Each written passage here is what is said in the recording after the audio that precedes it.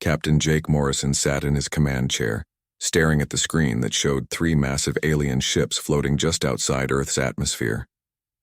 The coffee in his cup had gone cold an hour ago, but he did not notice. His hands were steady, but his heart was beating fast. "Sir, the alien ships are sending another message," said Tony Rodriguez from his communication station. Tony was young, maybe 25, with dark hair and nervous energy. He had been working non-stop since the ships appeared 6 hours ago. "Put it through," Jake said. His voice was calm, but everyone on the bridge could feel the tension. The main screen flickered and a strange face appeared. The creature had pale blue skin that looked almost like ice. Its eyes were large and completely black. When it spoke, the words came through the universal translator in a cold, emotionless voice. "I am Commander Veltar of the Zephyrian Alliance. We have been watching your world. Our scans show you gather in large numbers in freezing conditions. We demand to see your combat training in these harsh environments. Show us your winter warriors." Jake looked confused. He turned to Dr. Lisa Campbell, who was standing behind him. Lisa was Earth's best expert on alien life, a woman in her 40s with gray hair and sharp eyes. She had been studying the alien signals all day. "Combat training?" Lisa whispered. "What are they talking about?" "Sir," Tony said, "I think they want to see our military exercises. Maybe they think we train soldiers in the snow." On the other side of the bridge, Admiral Kate Sullivan was talking quietly with her staff. Kate was a tall woman with short brown hair and a no-nonsense attitude. She had been a soldier for 30 years and had never backed down from a fight.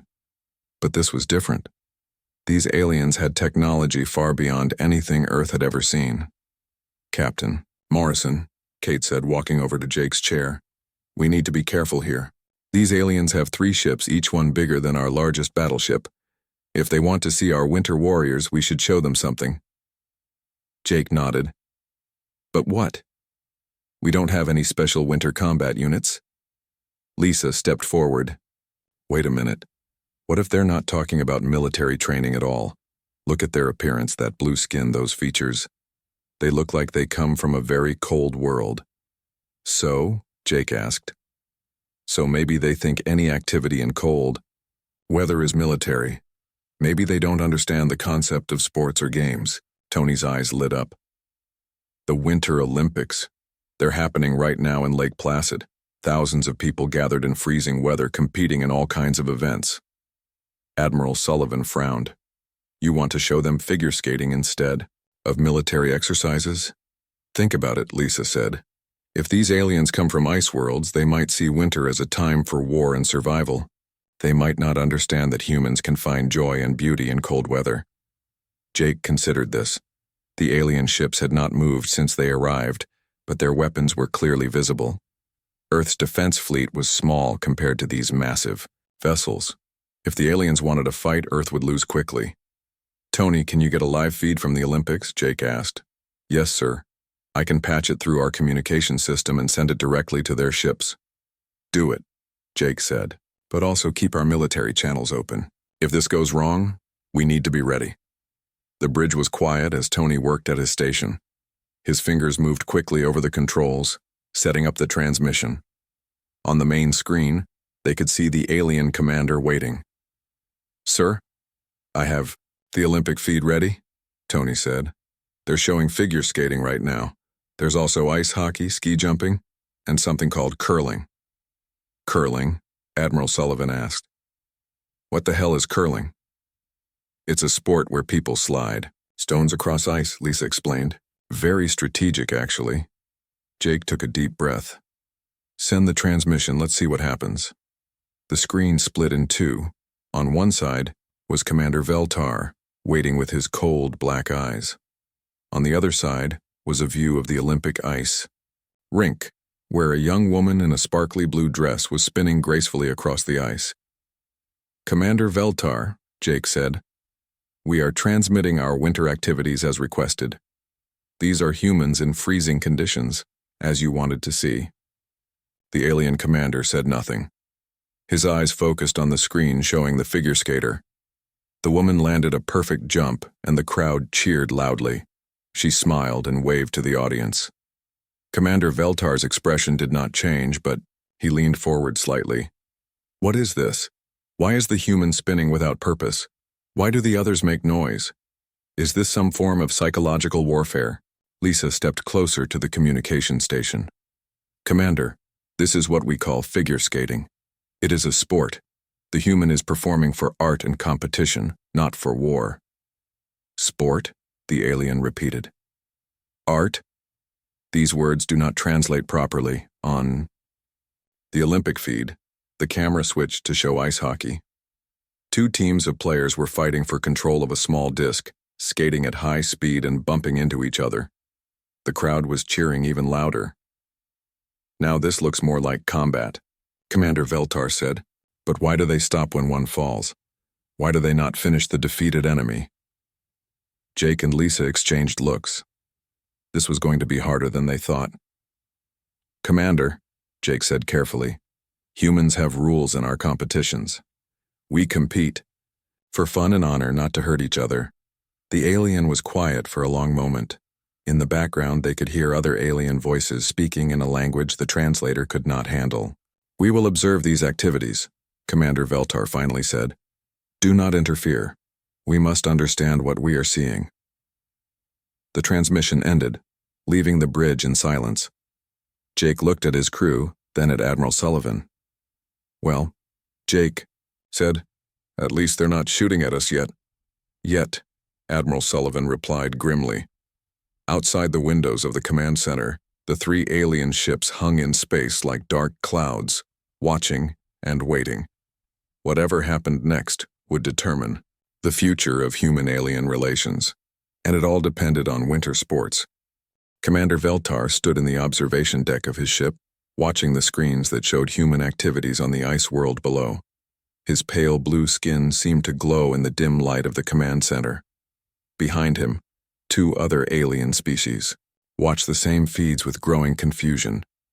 Sub-Admiral Crix was a member of the Hegemony, a warrior race with thick gray skin and sharp teeth. Crix had fought in battles across 3 star systems and had never seen anything like what the humans were doing. The Sub-Admiral's 4 arms were crossed as he stared at the screen. Science Director Quintal belonged to the Vorthan Collective, a species known for their intelligence and logic. Quintal had 6 eyes that could focus independently, and right now all 6 were fixed on different screens showing human winter activities.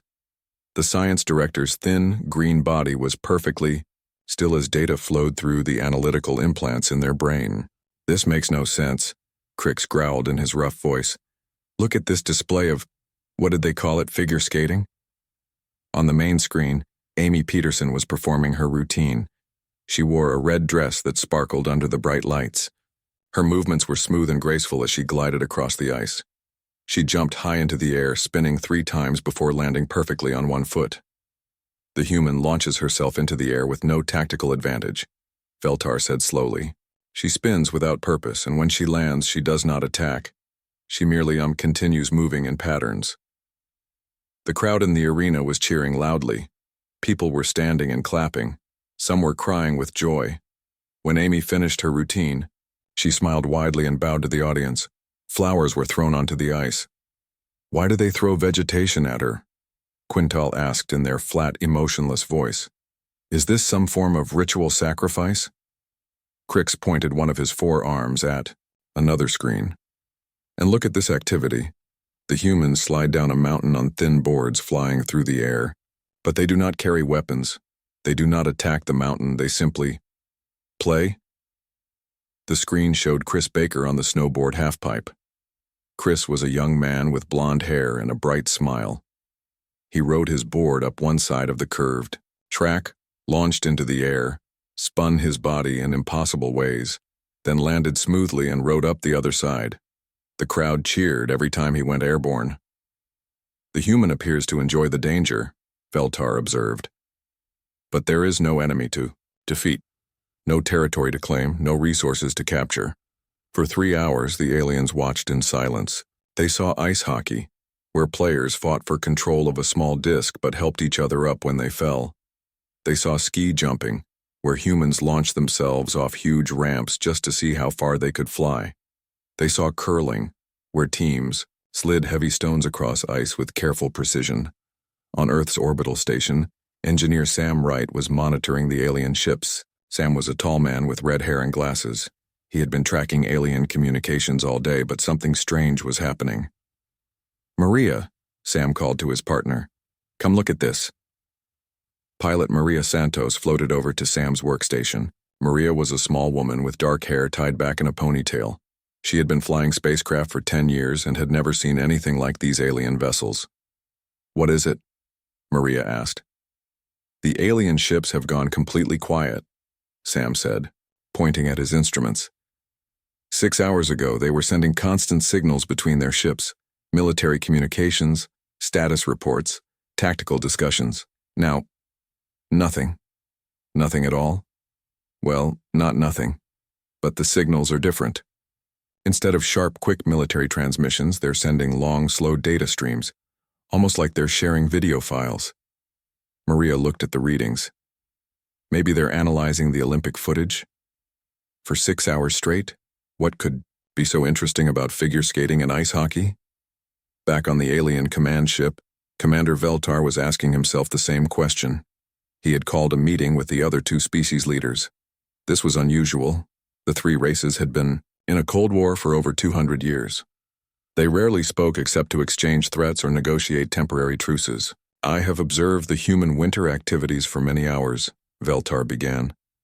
"I must admit I do not understand what I am seeing." Sub-Admiral Crix leaned forward. "The humans take their most dangerous season, the time when most species fight. Hardest for survival. And they celebrate it." "More than celebrate," Quintal added, data flowing across the screens behind them. "My analysis shows that human stress levels during these activities are elevated, but not from fear or anger. The brain patterns suggest excitement, joy, and something my computers translate as fun." "Fun," Veltar repeated the word slowly. "This concept does not exist in our language." Crix stood up, his forearms gesturing at the screens. "On my homeworld, winter means war. Resources become scarce, the weak die, the strong fight for survival. But these humans, they gather together in the cold. They compete, yes, but then they congratulate each other, they smile, they laugh." "I have been studying their ice hockey," Veltar said. "It appears to be combat training. Teams fight for control of territory and resources. But when one warrior falls, the enemy helps them stand. When the battle ends, they remove their helmets and shake hands." "Shake hands," Quintal noted. "A gesture of respect and friendship, not submission or dominance." The 3 alien leaders were quiet for a long moment. Around them, their ships drifted in the cold space above Earth, weapons armed but unused. "There is something else," Quintal said finally. "I have been monitoring human communications during these events. They speak of concepts that do not translate. Well, beauty, grace, artistic expression, personal achievement not for survival but for satisfaction." On the screens, they could see another figure skater beginning her routine. This one was younger, maybe 16 years old. She looked nervous as she took her starting position, but when the music began, her face changed. She became confident, joyful, almost glowing with happiness as she moved across the ice. "She is afraid," Veltar observed, "but she chooses to continue anyway. Not for territory," Crix added. "Not for resources. Not even for survival," Quintal finished. "She does this difficult, dangerous thing because it brings her joy." The 3 alien commanders watched the young skater complete her routine. She made a small mistake on one jump, stumbling slightly when she landed. But instead of showing the rage or despair that would be expected in their cultures, she smiled, regained her balance, and continued. When she finished, she was crying, but they were tears of happiness. The aliens had been prepared for war. They had come to Earth expecting to find a military threat, a species that might challenge their cold balance of power in this region of space. Instead, they had found something none of them had ever seen before. They had found a species that danced, on ice for no reason except joy. "We must continue observing," Veltar said quietly.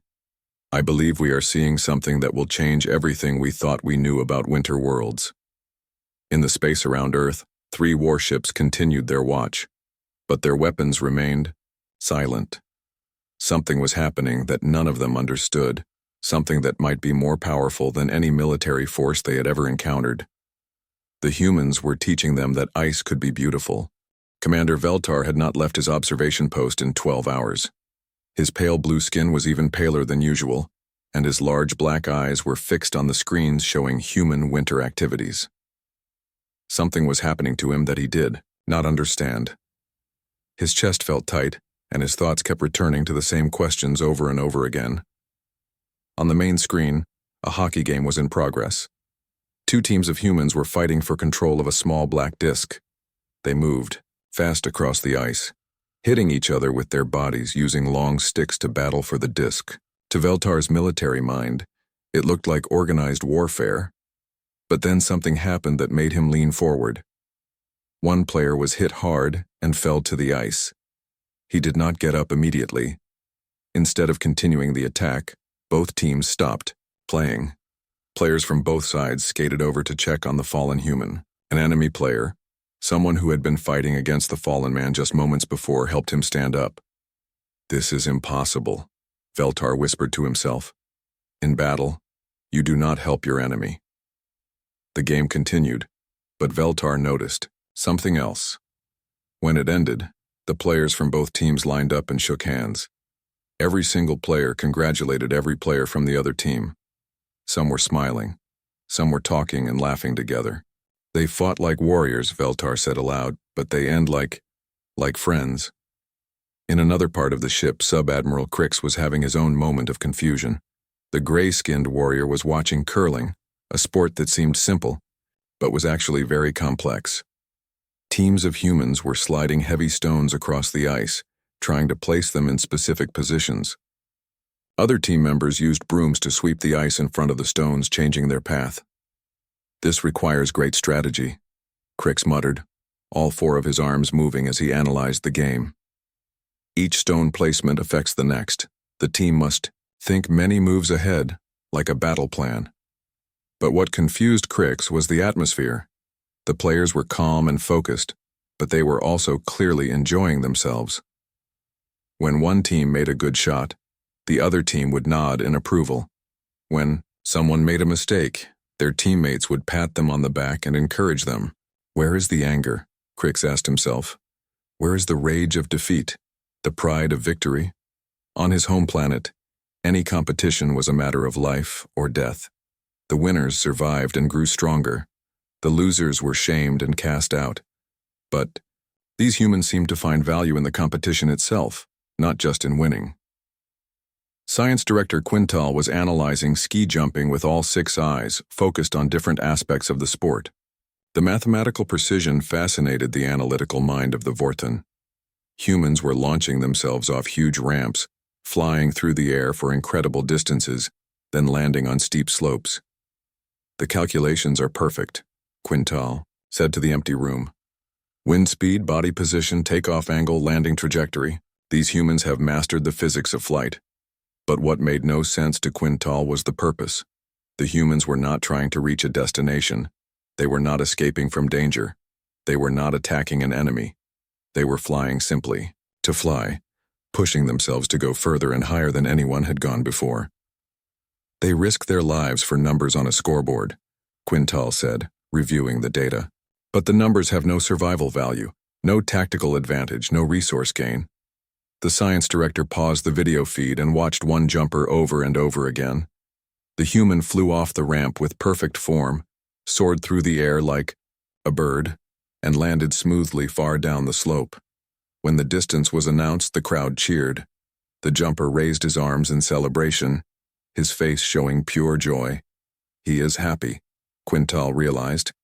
He achieved something difficult, something that required skill and courage, and it makes him happy. On Earth, Dr. Lisa Campbell was conducting interviews with Olympic athletes. She hoped that understanding the humans' perspective might help explain their behavior to the aliens. The interviews were being transmitted to the alien ships along with the sports feeds. "Tell me about figure skating," Lisa said to Amy Peterson, who had just finished her gold medal performance. What does it mean to you? Amy smiled, still breathing hard from her routine. It's hard to explain. When I'm on the ice, it's like I'm flying. All the years of training, all the pain and struggle, it all comes together in those few minutes. I'm not just competing against other skaters. I'm trying to be the best version of myself. But why? Lisa asked. What do you gain from it? Amy thought for a moment. Joy, I guess. And the feeling that I've done something beautiful, something that maybe makes other people happy too. In his ship, Veltar was listening to every word. The concept of doing something difficult just to create beauty was completely foreign to him. On his ice world, every action had to have a survival purpose. Art and beauty were luxuries that no one could afford. The next interview was with speed skater Danny Kim. Danny was sitting in the warm-up area, his race suit unzipped, looking relaxed despite having just broken a world record. Speed skating is like meditation for me, Danny explained to Lisa. When I'm racing, there's nothing else in the world except me, the ice, and the rhythm of my stride. It's peaceful, even though I'm going 40 miles per hour. Peaceful? Lisa asked. But you're in intense competition. That's the weird part, Danny laughed. I'm racing against 7 other guys, but I'm really racing against myself, against my own limits. The other skaters, they're not my enemies. They're like partners in this crazy thing we all love to do.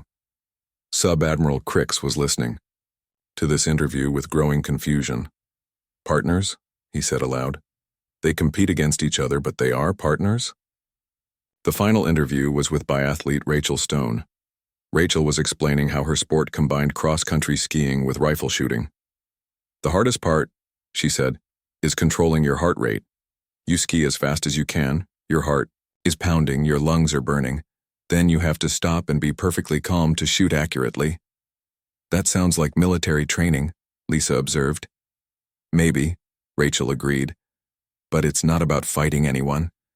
It's about finding that perfect balance between speed and control, between pushing yourself to the limit and staying focused. It teaches you things about yourself that you never knew. As the interviews continued, something was happening aboard the 3 alien ships. The commanders were not just watching anymore. They were beginning to understand. These humans, Veltar said slowly, they have taken our most difficult season, the time when life is hardest, and they have made it into something beautiful. More than beautiful, Crix added. They have made it into a way to grow stronger, not by defeating others, but by defeating their own limitations. And they do it together, Quintal concluded. They help each other achieve things that none of them could achieve alone. For the first time in centuries, the 3 species were agreeing on something. They were seeing something that challenged everything they thought they knew about winter, about competition, about what it meant to be strong. The humans had shown them that the coldest season could be filled with warmth, that the harshest conditions could bring out the best in people, that competition could create friendship instead of hatred, and deep in their alien hearts, something was beginning to melt. Commander Veltar stood at the center of the Joint Council chamber. This room had been built specifically for meetings between the 3 alien species, but it had never been used. For 200 years, the Zephyrian Alliance, the Hegemony, and the Vorthon Collective had communicated only through cold, formal messages sent across space. Now, for the first time in centuries, their leaders were in the same room. The chamber was circular, with 3 sections designed for each species. Veltar's area was kept cold, with ice crystals forming on the walls to make him comfortable. Sub-Admiral Crix's section was warmer and darker, suited to the Hegemony's preferences. Science Director Quintal's area was filled with data screens and analytical equipment that the Vorthons needed to think clearly. I have called this meeting, Veltar began, his voice echoing in the large space, because we have all observed something that changes everything. Crix shifted in his seat, his forearms moving restlessly. I have been a warrior for 50 years. I have conquered 12 worlds and led armies across 3 star systems. But I have never seen anything like what these humans do with ice and snow. The data is clear, Quintal added, information flowing across the screens behind them. Human winter activities show patterns that our models cannot explain. They engage in dangerous behaviors that provide no survival advantage, no territorial gain, no resource acquisition. Yet their satisfaction levels remain extremely high. Veltar activated a holographic display showing footage from the Olympics. Look at this again. Ice dancing. Two humans moving together on frozen water. On my world, ice is where we fight our greatest battles. It is where the strongest prove their worth and the weak are eliminated. But these humans. The hologram showed a pair of ice dancers performing a routine full of lifts, spins, and perfectly synchronized movements. The male dancer lifted his partner high above his head, spinning her in the air before setting her down gently. They moved as if they were one person, each step and turn perfectly matched. They trust each other completely, Veltar continued. In the most dangerous conditions, they choose to make themselves vulnerable. They depend on each other not for survival, but for beauty. Crix stood up and walked to the center of the chamber. His heavy footsteps echoed on the metal floor. I have been studying their hockey. At first, I thought it was combat training. Players fight for territory, they use weapons, they knock each other down. But then I watched more carefully. He activated his own display, showing a hockey game from 3 days ago. Watch what happens when someone gets hurt. The hologram showed a player being hit hard and falling to the ice. Immediately, players from both teams skated over to check on him. The player who had made the hit looked worried and helped the fallen player to his feet. They fight, but they care for each other, Crix said, his rough voice softer than usual. On my world, showing concern for an enemy is seen as weakness, but these humans, they see it as strength. Science Director Quintal's 6 eyes focused on different screens as data flowed past at incredible speed. I have analyzed over 300 hours of human winter sports. The mathematical patterns are fascinating, but the emotional patterns are what truly puzzle me. New images appeared on the screens around them. Ski jumpers flying through the air, figure skaters spinning at impossible speeds, snowboarders performing aerial tricks that seem to defy gravity. Every single human athlete shows the same brain patterns, Quintal explained. High stress during performance, but also high levels of chemicals associated with pleasure and satisfaction. They are simultaneously terrified and joyful. That makes no sense, Crix said. Unless, Veltar said slowly, they have found a way to turn fear into something positive. Instead of being paralyzed by danger, they use it to push themselves beyond their normal limits. The 3 alien leaders stood, in silence, processing this idea. Around them, their respective fleets waited in space, weapons armed but unused for the past week. There is something else, Veltar said. I have been thinking about our own conflict. For 2 centuries, we have been locked in what we call a cold war. We fight over ice worlds, frozen moons, and planets in the outer systems of stars. We see winter as a domain of scarcity and battle. The hegemony controls 17 ice worlds, Crix said grimly. We fight constantly to defend them from your forces and the Vorthons. Every winter season means more battles, more death.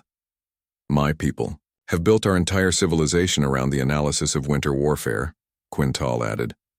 Our computers run calculations on ice combat scenarios 24 hours a day. We prepare for conflicts that seem inevitable. Veltar gestured to the images still playing around them. But what if we have been thinking about winter all wrong?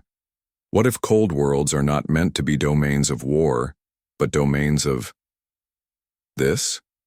He pointed to a scene of children ice skating on a frozen pond. They were laughing and playing, falling down and getting back up, helping each other learn to balance on the slippery surface. They turn difficulty into play, Veltar said. They turn danger into art. They turn the harsh season of survival into a celebration of life. Crix was quiet for a long moment. Then he spoke, and his voice was different than before.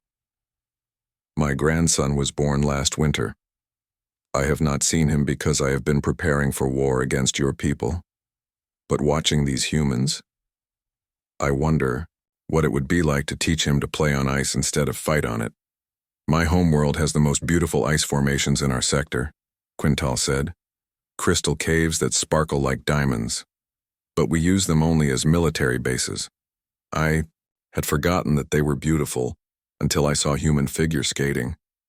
Veltar felt something strange happening in his chest. It was warm, even though his body was designed for cold. What if, he said carefully, instead of fighting over ice worlds, we learned to celebrate them together? The chamber fell silent, except for the quiet hum of the ship's engines. Outside, 3 fleets that had been enemies for centuries waited for orders that might never come. The humans have requested permission to send a delegation to Earth, Veltar said. Not for conquest. Not for military purposes. They want to teach us about winter sports. Winter sports. Crix repeated the word slowly. Sports, not war. Not battles. Just play. I want to learn, Quintal said suddenly. I want to understand how they find joy in conditions that we see only as harsh and dangerous. So do I, Crix admitted. Perhaps there is more to strength than winning battles. Veltar looked at his former enemies, species that his people had fought for longer than most civilizations had existed. Then we are agreed? We send word to Earth that we accept their offer? Both alien leaders nodded. And our war? Crix asked. How can we continue fighting over ice worlds, Veltar said, when we have just learned that ice is meant for dancing? In the space around Earth, 3 fleets began to power down their weapons. For the first time in 200 years, the Cold War was starting to thaw. Dr. Lisa Campbell was about to receive the most important message in human history, but she did not know it yet. She was too busy watching figure skaters practice, wondering how their simple joy had managed to change the course of galactic politics. Sometimes the most powerful force in the universe is not a weapon or a technology. Sometimes it is just the ability to find beauty in the most unlikely places. 6 months later, Captain Jake Morrison stood at the edge of the newly built Interstellar ice rink on Luna Station. The ice gleamed under artificial lights that had been specially designed to work for both human and alien eyes. Jake was no longer a captain. His new title was Director of Interstellar Sports Exchange, a job he never could have imagined when those 3 alien ships first appeared over Earth. Jake, they're ready to begin, said Dr. Lisa Campbell, walking up beside him. Lisa had been promoted too. She was now Earth's first ambassador of cultural exchange. Her job was to help humans and aliens understand each other through sports and art. On the ice below, the most unusual skating exhibition in history was about to begin. Amy Peterson, the Olympic figure skating champion, was adjusting her silver costume one last time. Next to her, Commander Veltar was also preparing for his performance. The alien had learned to ice skate in just 4 months, and his natural grace on ice had surprised everyone. Veltar's pale blue skin sparkled under the lights, and his long limbs moved with fluid elegance. His species had evolved on ice worlds, so balance and movement on frozen surfaces came naturally to him. What had taken him longer to learn was the artistic side of skating. The concept of moving for beauty rather than efficiency had been difficult for his military mind to accept. Remember, Amy said to Veltar as they took their starting positions, this is not about perfect technique. It is about expressing something beautiful together. Veltar nodded, his large black eyes focused on his human partner. I understand now. We are not competing against each other. We are creating something that neither of us could create alone. The music began, and Amy and Veltar started their routine. It was a piece that had been composed specifically for this moment, blending human melodies with harmonic patterns that appealed to Zephyrian hearing. As they moved across the ice, Amy's human grace combined with Veltar's alien fluidity to create something entirely new. In the viewing area, Sub-Admiral Crix was watching with intense interest. The gray-skinned warrior had discovered his own passion for winter sports, though his choice had surprised everyone. Crix had fallen in love with bobsledding. The human sport requires perfect teamwork, Crix had explained to anyone who would listen. 4 beings working as one, trusting each other completely at high speed. It is like a military unit, but the goal is joy instead of victory over enemies. Crix's natural armor plating made him ideal for the sport. His forearms allowed him to push the sled faster than any human, and his military training helped him stay calm during the dangerous high-speed runs down the ice track. Sitting next to Crix was science director Quintal, who had become fascinated with ski jumping. The Vorthon's analytical mind had mastered the mathematics of flight, and their 6 eyes could track wind patterns and landing zones with incredible precision. But more than the technical aspects, Quintal had learned to appreciate the moment of pure freedom when a jumper left the ramp and soared through the air. "I have calculated the optimal angle for every jump," Quintal had told Jake during one of their meetings. "But the humans taught me that sometimes the most important part is not the calculation. It is the courage to leap into the unknown." The ice, Amy and Veltar's performance was reaching its climax. Veltar lifted Amy above his head with his long, strong arms, spinning her in a move that combined human figure skating with Zephyrian ceremonial dance. When he set her down, they moved apart and then came together again in a spiral that took them across the entire rink. The audience was mixed with humans and aliens from all 3 species. When the performance ended, the applause was unlike anything Jake had ever heard. Human clapping mixed with Zephyrian harmonic humming and hegemony rhythmic stomping. The Vorthons showed approval by rapidly changing the colors of their skin in beautiful patterns.